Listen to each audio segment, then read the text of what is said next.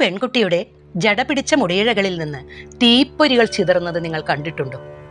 അരുണാചലത്തിന്റെ താഴ്വരകളിൽ ജീവിച്ചിരുന്ന ശരീരം മുഴുവൻ അഗ്നിയായി മാറിയ ഒരു യോഗിനിയുണ്ട്, ശിവകാമി അമ്മ. 19-ാം നൂറ്റാണ്ടിൽ തിരുവണ്ണാമലയിലെ ഒരു നെയ്ത്തു കുടുംബത്തിൽ ജനിച്ച പെൺകുട്ടി. പൗർണമി നാളുകളിൽ സംസ്കൃതം അറിയാത്ത അവളുടെ ചുണ്ടിൽ നിന്ന് വേദമന്ത്രങ്ങൾ ഉതിർന്നു വീണു. 16-ാം വയസ്സിൽ ശിവനെ തൊടാൻ ശ്രീകോവിലേക്ക് ഓടിക്കയറിയ അവളെ പുരോഹിതർ തടഞ്ഞു. അശുദ്ധ എന്ന് വിളിച്ച് പുറത്താക്കി. 3 ദിവസം വെള്ളം പോലും കുടിക്കാതെ ഒരേ നിൽപ്പ് നിന്ന അവൾ കരഞ്ഞു പറഞ്ഞു, എന്റെ ഉള്ളിലെ അഗ്നി അശുദ്ധമല്ല, അത് രുദ്രനാണ്. പിന്നീട് അവൾ കാടുകയറി 108 ദിവസം കൊണ്ട് 108 തവണ അരുണാചലത്തെ വലം വെച്ചു.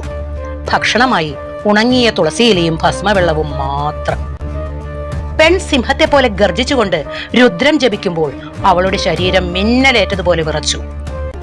കുടിലിൽ കയറിയ വിഷപ്പാമ്പുകൾ അവളുടെ ഒരൊറ്റ നോട്ടത്തിൽ ശാന്തരായി. ദേഹത്ത് ചുറ്റിപ്പിണഞ്ഞു കിടന്നു. അവളുടെ കുടിൽ പൊളിക്കാൻ വന്ന ഒരു ബ്രിട്ടീഷ് ഉദ്യോഗസ്ഥൻ അന്ന് രാത്രി സ്വപ്നത്തിൽ കണ്ടത് സിംഹപ്പുറത്തിരിക്കുന്ന ദേവിയെയാണ്. ഭയം കൊണ്ട് വിറച്ച സായിപ്പ് പിറ്റേന്ന് തന്നെ ഉത്തരവ് റദ്ദാക്കി അവളുടെ കാൽക്കൽ സാഷ്ടാംഗം പ്രണാമം ചെയ്തു.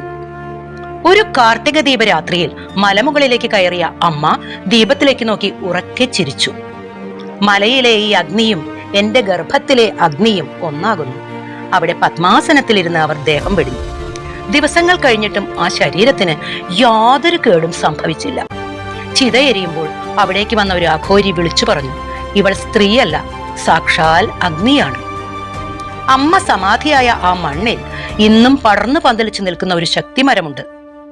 തങ്ങളുടെ സങ്കടങ്ങൾ തീരാൻ ഇന്നും ഭക്തർ അവിടെ ചുവന്ന പട്ടുതുണി കെട്ടി പ്രാർത്ഥിക്കുന്നു. അരുണാചലത്തിൽ ലയിച്ച ആ അഗ്നി ശിവകാമി അമ്മ. ഓം നമഃ ശിവായ.